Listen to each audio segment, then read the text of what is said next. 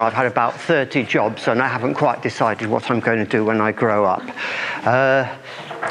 Just as a little warm-up before, in case other people arrived, little going round question. What is money? Any offers? Cryptocurrency. It's a promise to pay the bearer. A promise to pay the bearer? Thank you. Sir? A demonstration of trust. A demonstration of trust. An exchange of value. An exchange of value. A means of living in civilization. Thank you. A means of living in civilization. Few people haven't made offers, but we're clearly a few squares along from the person in the street in some respects. We've all got our favourite theories. This talk originally had two titles. One was the use and abuse of cybernetics concepts in economics. The other one was the use and usefulness of cybernetic concepts in economics. And opinions vary. However, I shall begin with a reading from the Bible. Cybernetics by Norman Wiener, last chapter, last few pages. And it's a chapter on information, language, and society.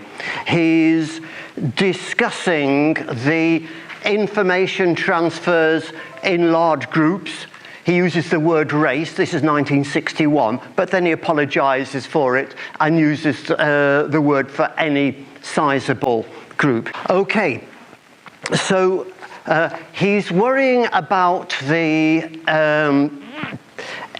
capacity of information transfers in large groups, whether that's corporations or countries or, I don't know, squatting groups, whatever, and how much more or less intelligent they can be than the individual processor. And one of the tensions in the arguments about economics, society generally, is how information transfers, to put it fairly neutrally, are made effectively in sizable groups. And there are alternative theories, collective. Anyway, here we go. In connection with the effective amount of communal information, one of the most surprising facts about the body politic is its extreme lack of efficient homeostatic processes. There is a belief, current in many countries, which has been elevated to the rank of an official article of faith in the United States, that free competition is itself a homeostatic process.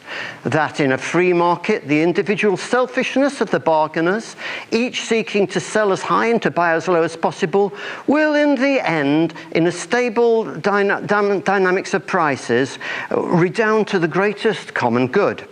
And this is associated with a very comforting view that the individual entrepreneur, in seeking to forward his own interest, is in some manner a public benefactor. I really recommend you to read the next 5 pages, which anticipates some of the debates which have opened out in the subsequent decades. Holding for a moment that tension of how a large group communicates effectively, assuming it wants to, and will sort of move into sort of potential conflicts and so on in due course. What are the problems in social sciences in particular, and what are the problems for cybernetics in social sciences? Again, Wiener, right at the end, doesn't quite throw in the towel on social sciences, but he points out that whereas in the physical sciences you can make measurements to umpteen decimal places, the measurements you make of whatever it is you believe you are measuring cannot be made to very many significant figures in the social sciences. And actually deciding what you are measuring as we're going to come on to, is to a significant degree a construct of human society. Not that you cannot measure constructs, but there are problems there. Okay, so what since Wiener has come out even more clearly with chaos theory, complexity theory, and so forth, although Wiener does reference people like Mandelbrot rather briefly earlier on, is first of all sensitivity to initial conditions, if you like, butterfly effect. You cannot measure anything sufficiently precisely if it goes on for several iterations to be able to predict what's going to be happening multiple time intervals down the road. Also, there is the simple issue of non-computability. We are used in our mathematics teaching or learning to having the idea that repeating a series, either it goes to infinity or zero or something equal. And we now know that for the vast majority of theoretical complications, they do neither of those things, but will tend to waver around, sometimes within bounds, very often all over the place, which again makes the ideal of prediction rather weak. Again, Wiener's concern was that measuring something that is about the same size as you, rather than stars or atoms, can be problematic. The probe may resonate with what is being probed, was his phrase. So, given the movement on from the development of chaos and complexity theories, where does that take us back to? What can we actually do? By and large, sciences like to have conservation laws. Energy is conserved.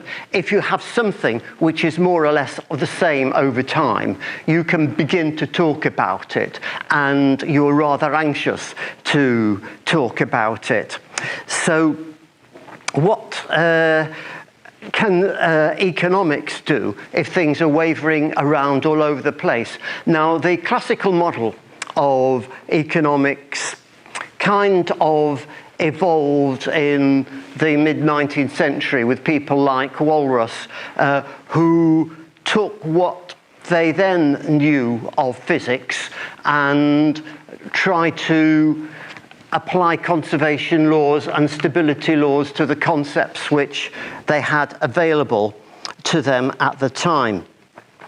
By the way, I'm going to skim over, and then I'm going to sort of respond to points and questions from the group as I cover the main territory. So conservation, it's easier if we can sort of believe that everything goes back to some level of stability, which, from my first quotation, you'll be aware that Wiener very much denied. And despite the mainstream concepts of employment, production, tending to come back to a pretty steady level, which, to a degree, we see it. You have people like Minsky, who's, although dying many years, over a decade beforehand, managed to more or less predict the 2007-8 depression, and he regarded the economy as a system of a set of crises interspersed by periods of stability rather than the other way around. And in fact, the stability was ultimately destabilizing because of the kind of bets that you can make on the potential growth of the economy for a while. You can make short-term projections, and they may not infrequently turn out to be correct. Okay, so we have those issues, and then we have the issues of pseudo-quantification.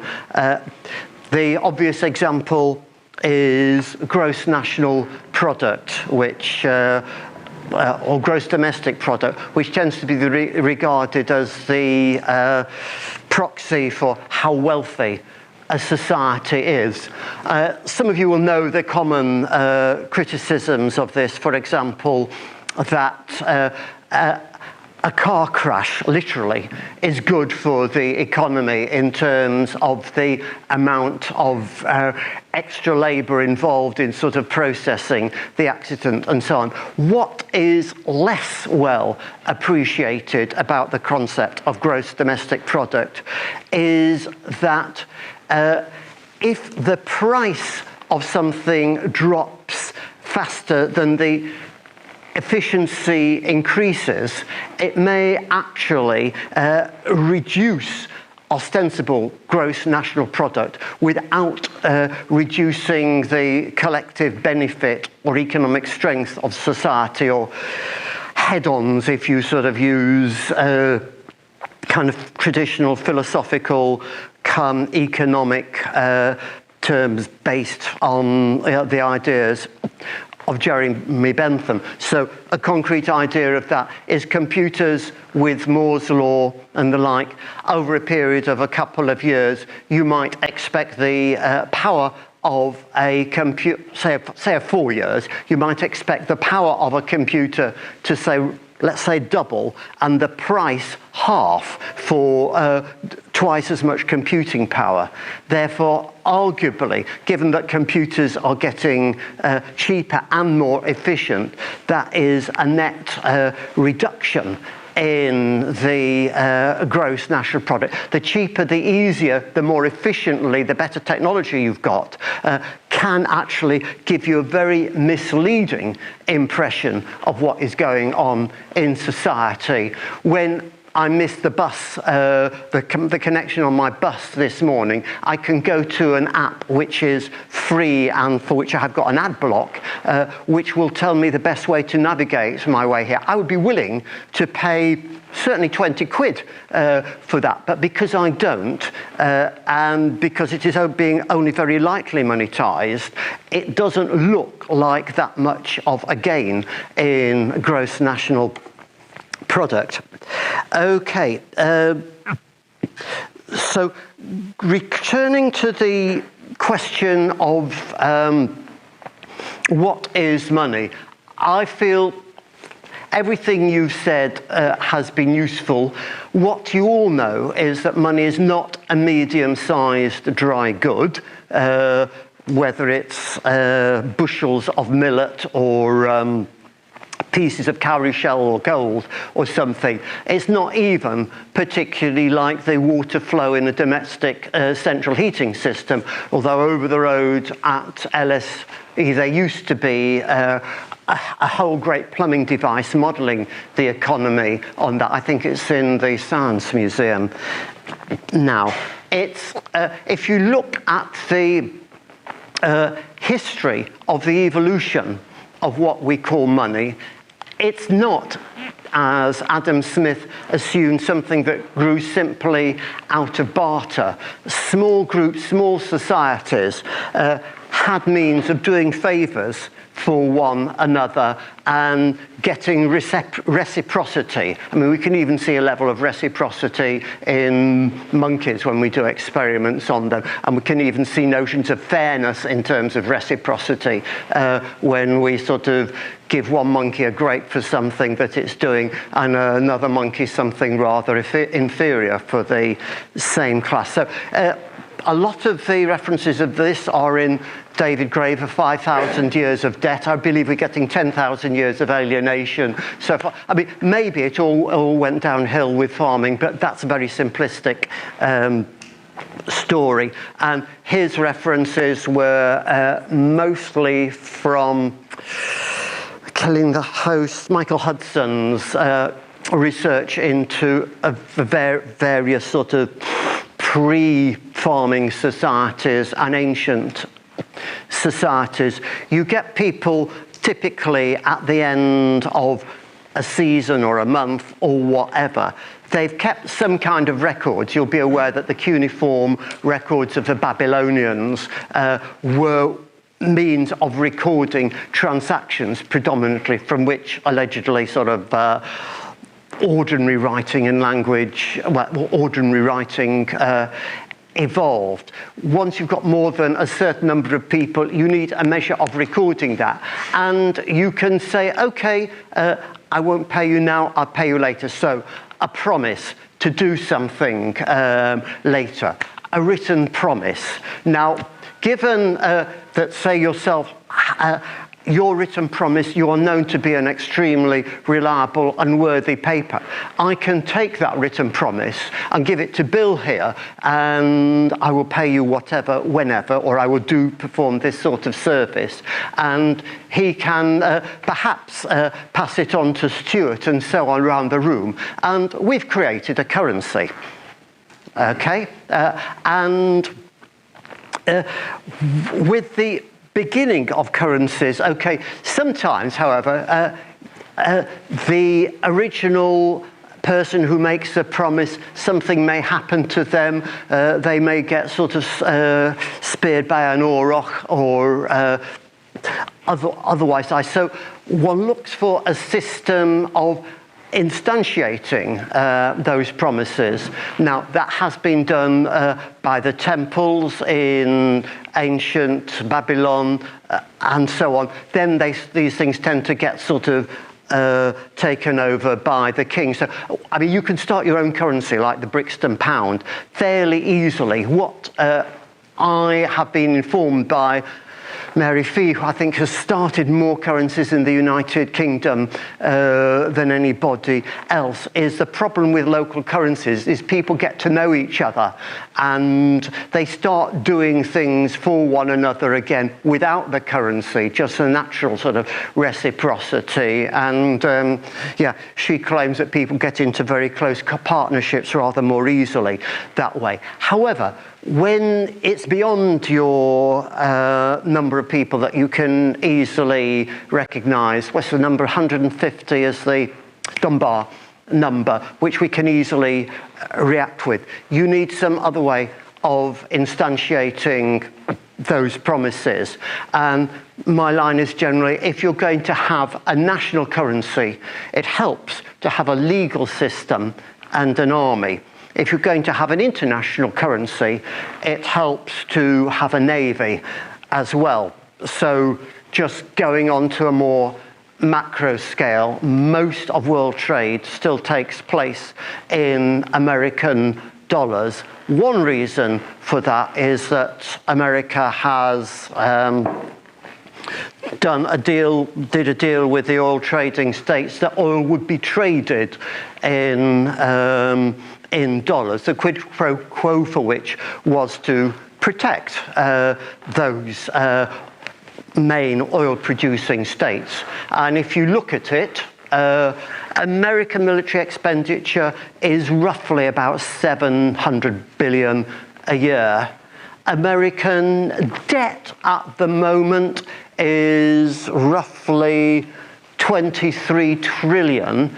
If you look at the rate of return of 700 billion on 23 trillion, it's somewhere around 4%. Somebody else can do the stats, which isn't necessarily a bad rate of interest. When you put, for borrowing money, when you put in inflation as well, it turns out to be a surprisingly viable way of doing things, and it enables the United States to build up massive debts. And debts are not always a bad thing, because if you think about it, the relationship between money and debt is extremely close. It's from tit for tat. I will do this for you. It's effectively what money is doing for you is enabling you to call upon the labour or the products of labour of somebody else. And it is a reinforced, instantiated system by our beliefs, by our understandings, which you can play around with if you get to be the banker the king, the ruler of the temple in the olden days. So you can see money as a kind of a voting system, a somewhat rigged and biased voting system, although that's not very much emphasized in the equilibrium models. And we all know that Kenneth Arrow's paradox, which troubled Amartya Sen a great deal, that there is actually no perfect voting system. It's simply with one person, one vote, whether it's first past the post or single transferable or PR. You can throw up ways of showing that you will not get what the majority of the people really wanted in certain circumstances with any of those systems, and you produce an awful lot of symbolic logic to sort of back that up, which I couldn't find flaws in when I ploughed through about 30 years ago. So if we look at money, if we, as Steve Keen, this book is quite good, it's fairly thick, but what is even better is the online support for it. It'll take you about 1 kilogram of coffee to get through if you're anything like me. But in terms of what popular accounts, semi-popular, have come out in the last decade, I recommend it. So again, Kenneth Arrow helped to produce theories around the 1950s about how markets are efficient distributors of wealth and benefit across the mass of the population. And you're all aware of Adam Smith's argument about the hidden hand.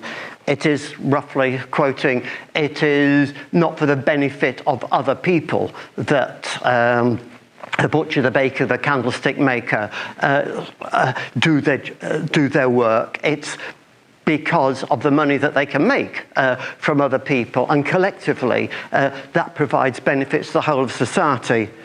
What Minsky argues is, yeah, that's absolutely true for people producing, say, medium-sized dry goods and certain varieties of services. Once you are in the financial sector, there is a bigger conflict of interest. You'll be aware of the idea that a good way of making money is, whenever it changes hands, be around so a little bit of it sticks to your fingers, whether you're an estate agent or you're negotiating a loan or you're getting a kickback on negotiating a trade deal. And if you look at if you look at biological society world, Darwin and post-Darwinists particularly emphasized conflict, the survival of the fittest, and you get that echoed in game theory of von Neumann and Morgenstern coming out in 1949. However, Darwin, and has become more aware subsequently, were aware that there are instances of cooperation in society collectively. If you think of, say, simply the bottom line message from the selfish gene by Dawkins, it's posing as all ultimately selfish if you don't read it very carefully. But actually, hey, no, we're the altruists. It's those genes inside of which we're the sort of lumbering carriers of, which are actually trying to increase or maximize their existence. So we've got this conflict model in society. I mean, Norbert Wiener, simply couple of pages further on from where I spoke, argues that economic society is fundamentally game theoretic. Now, the issue is, what level of game theory are you on?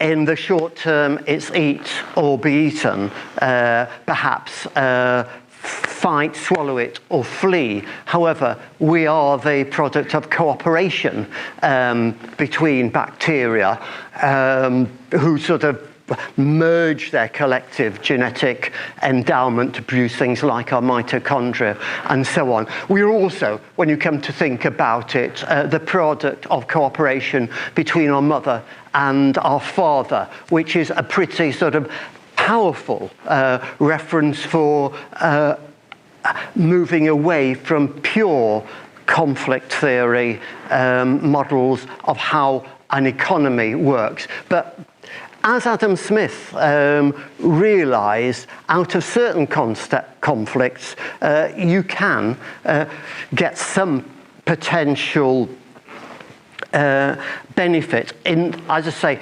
parasitism is probably the biggest way in which animals on this planet provide for themselves. They don't necessarily catch and kill and eat their prey. The majority of life forms have some way of repeatedly lapping into that food source, whether it's a mosquito, which goes for me, or happily nowadays younger people with sort of better blood supplies, or whether it's the caterpillar which the ichneumon fly, which lays its egg in the caterpillar and puts it in the brain so that it paralyzes it. It's got a fresh food supply for a reasonably long time. So again, there's a continuum of conflict and cooperation throughout nature and economy, and left and right typically tend to emphasize the creative potential of conflict, people looking out for themselves, looking after themselves, very worthy, and cooperation.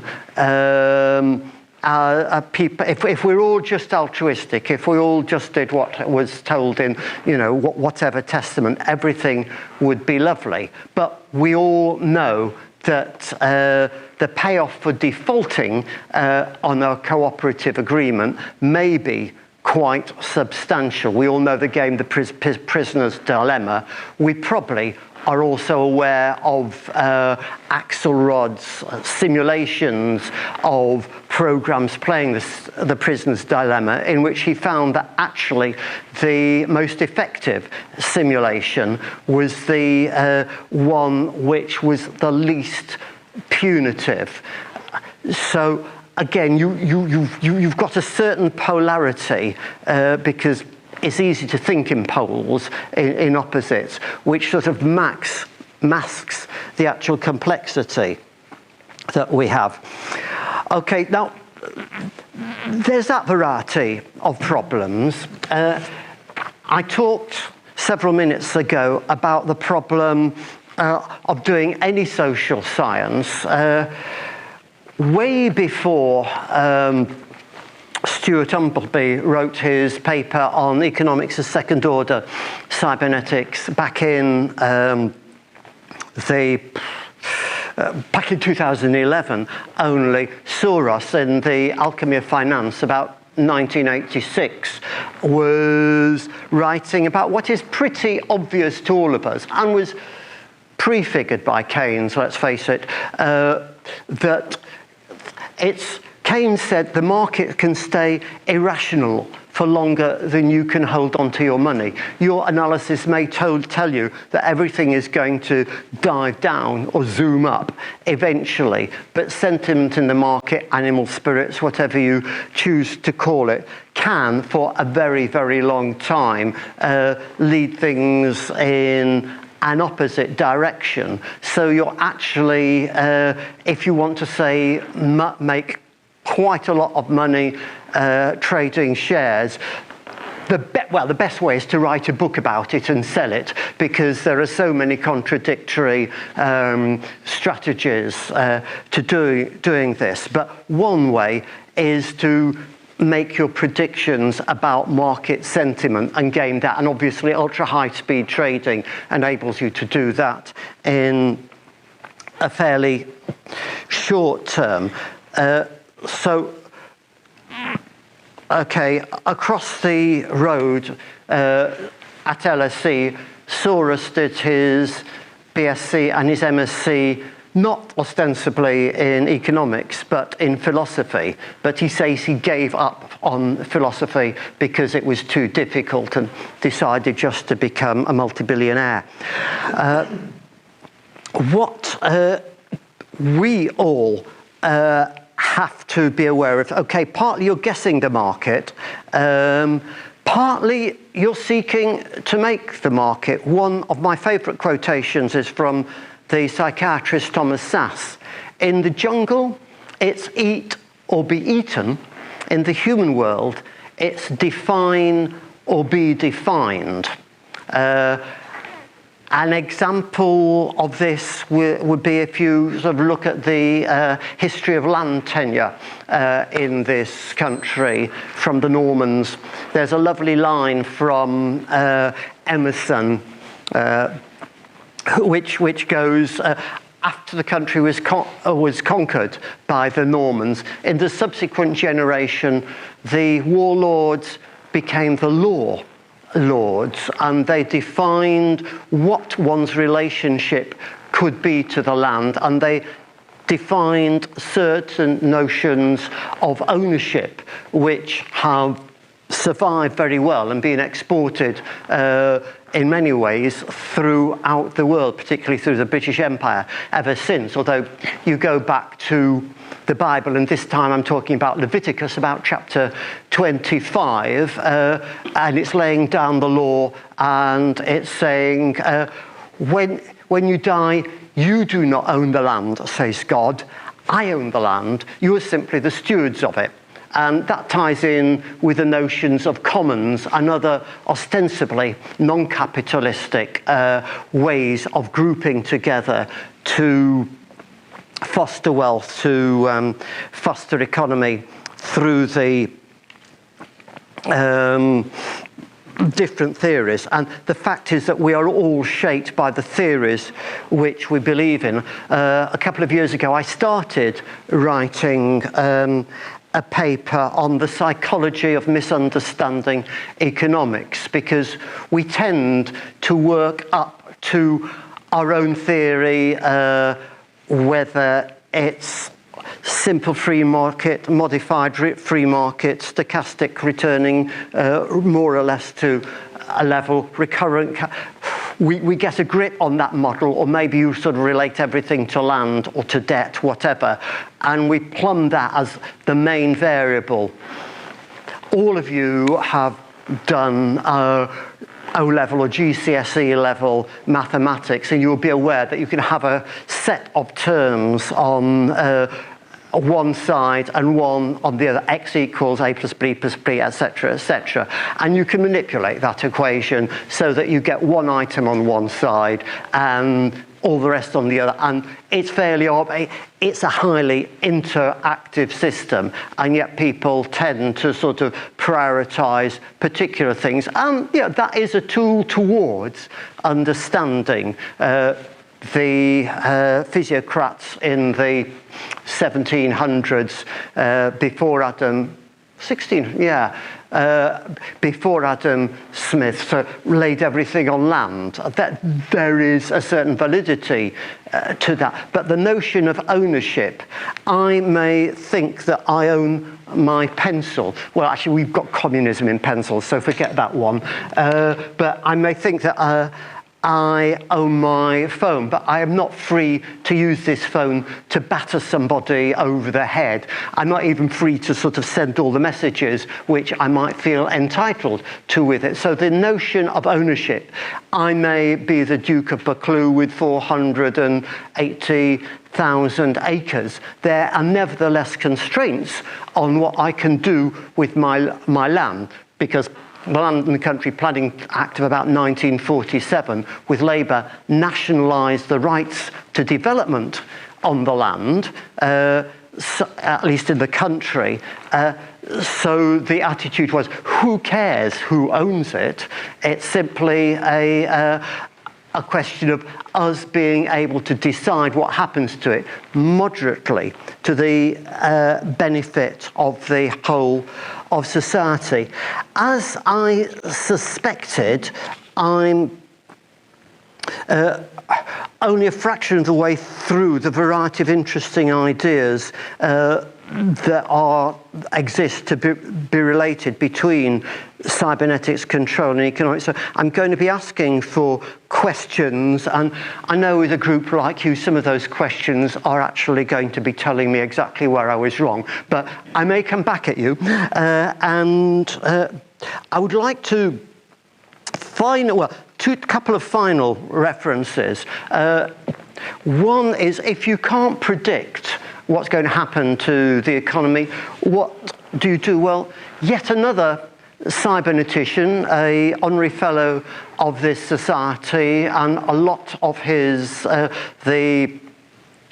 course at Cybernetics course at Chelsea, which later came to King's, was based on him.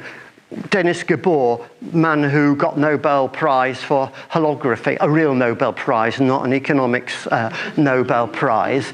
And he said the best way to predict the future is to create it. So there is a role for us trying to make things happen. Now, whether that is by big government or whether that is by large quantities of capital or some kind of an interactive thing, is part of the problem.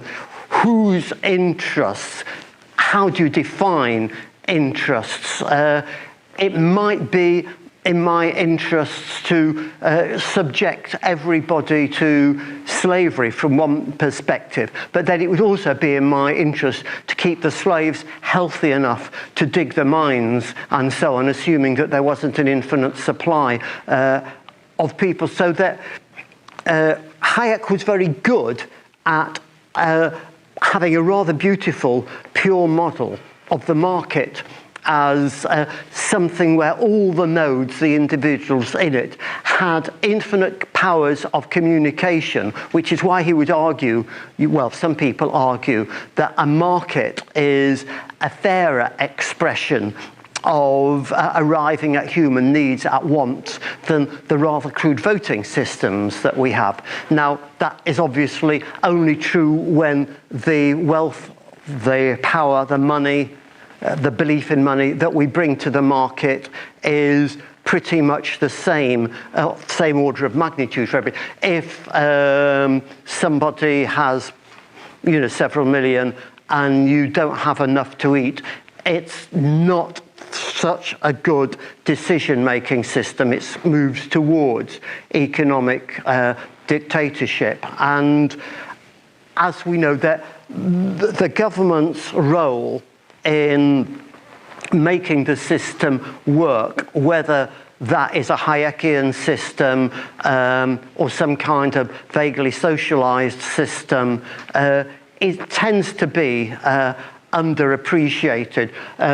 Again, Marvin Minsky talks about the socialization of profits, the guaranteeing of profits. If you can invent, create, get away with 450 million quid's worth of quantitative easing, or rather more in the United billion. In the United States, you will inflate a certain section of the market. It may be sort of shares and stuff on the NASDAQ. You could put it into sort of building infrastructure as well. The bias tends to have been to the former at the moment. There, again, when I reference these things, I'm not quite sure what the resonance is for each of you. Raoul here will be able to tell you about one way of sharing control of the market with the CyberSyn project. And there was an algorithm there which, correct me when I get it wrong, basically would take a time series of employment, whatever, and tell you whether the next result coming in was a random variation or part of a ramp function, something is steadily increasing or decreasing, or what were the other two, Raoul? Ramp function, random, sorry? Slow, step function, transient, Yeah. and steady. Thank you very much. And that kind of feeding information around the system in a more widespread way can be very useful. The trouble is, information tends to be more useful to individual groups if fewer people have it. So there are ways of either swamping people or changing their perceptions in order to get such flows. So I'm not particularly criticizing either a nomenclatura communist system, well I am, or a pure capitalism where I am, because you can all economies tend to be mixed economies. You can have a commons, you can have cooperatives, you can have mutuals. Those commons, cooperatives, mutuals do sound a lot more altruistic than, say, the corporation. However, if you look at the origins of those corporations, they were very much mutuals. The origins of shareholdings. Groups of people can be at least as selfish as individuals. Think of some of the couples that you know. So there, again, the right-wing criticism of that kind of thing tends to be, oh, you get a tragedy of the commons when you share resources. People will overuse them and degrade them. Now, the only woman to get a Nobel Prize in economics, help me here, okay, wrote a counter thing to that, which proved that real common situations, there were local controls and so on, which stabilize things. Vina here says local communities, local economies can be extremely civilized and sustainable. Capitalism has its own equivalent of the capitalist model of the tragedy of the commons, because you want to maximize profit, ergo you want to drive down wages. I haven't even begun to talk about the labor theory of value. The trouble is, if you do that too much, and if all companies are doing that, the market shrinks. So one of the first billionaires, Paul Getty, oil billionaire, was bright enough to say, I need the workers to be paid well enough to own cars if I am to be a billionaire. Some people nowadays, I mean, they're more useful and yes, less useful holders of very large amounts of wealth, don't appear to appreciate that. So you get what's called a plutonomy, where the majority of economic activity is at one end, and the more you acquire wealth, which is, let's just skip over, kind of rent extraction from the majority of the population, predominantly, not entirely. Amazon provides some good services, despite the things that you know about it. If you're extracting too much rent, you're killing the goose that lays the golden egg. You're stifling demand in the economy. I've spoken for longer than I intended to. This is very ragged, just like our understanding of economics. Questions and comments, please.